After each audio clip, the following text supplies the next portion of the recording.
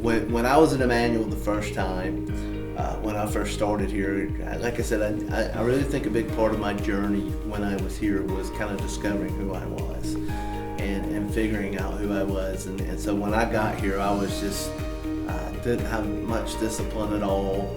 I certainly had a church background, but I really didn't have a strong biblical background. So the classes and all kind of were very difficult. I didn't have very good focus. I've never been diagnosed as having attention deficit disorder, but many people have said I have it.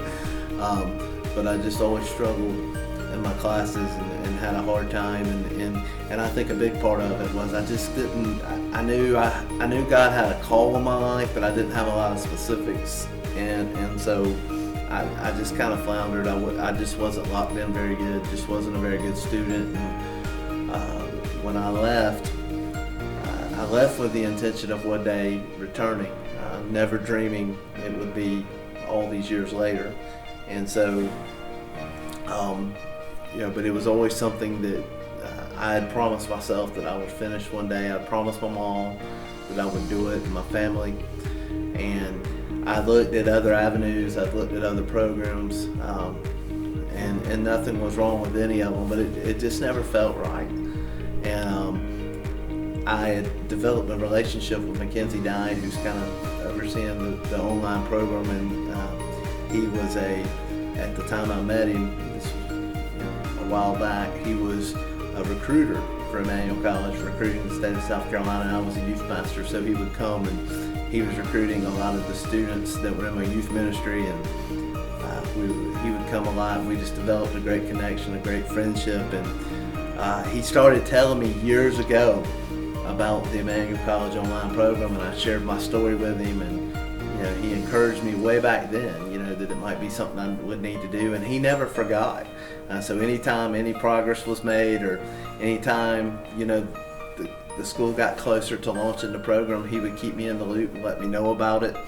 Anytime they put out promotional materials, it would somehow find my way through somebody to me. And finally, back in May of 2020, it may have been a little earlier, in the spring of 2020, it was during kind of the coronavirus shutdown and all of that, and he just texted me someday, or might have even called me and said, "Look, where's your application? We're launching in the fall. Where are you at?"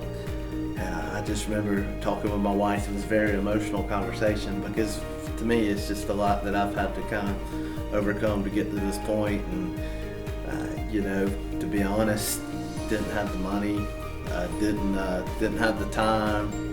All the excuses were there, but it was kind of like one of those things. It's time to do it. If I'm going to do it, I'm going to do it. So here I am, and the staff was just amazing to work with me.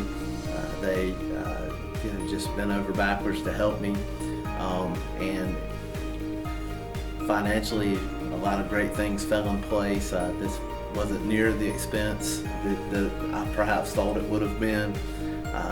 They were able, despite my kind of checkered academic past, they were able to forgive a lot of that and work with me. So, here I am. It's just been a great experience. And now it's funny, I'm recruiting guys that are kind of have a similar story as me, or guys that I knew that didn't finish. And I'm like, look, if I can do this, I know you can. Where are you at? Come do this with me. Let's finish this journey together.